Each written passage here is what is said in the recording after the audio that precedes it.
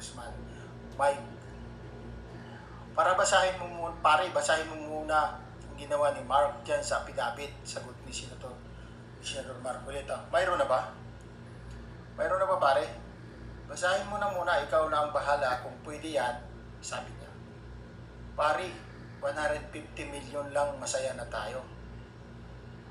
Simula na ni Senator Marcoleta ang basahin ang ginawa ni Mark na affidavit base sa sinabi ni former Congressman Mike na sabi niya, pare, ayusin ko ang Tagalog, at siya na mismo ang nag-ayos ng laptop ni Mark na may ilan-ilang talata siyang pinalitan sa mga ginawa ni Mark.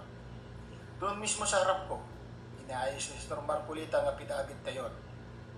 At sabi ni former Congressman Mike Defensor, si Mark kasi di marunong magtagalog, at sinabi niya muli, pinilit niya sa akin na ako na lang, sabay sabi na, basahin mo lang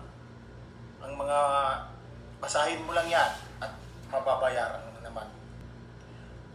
Ako ay napilitan na sabihin para sa kanya, sige po sir,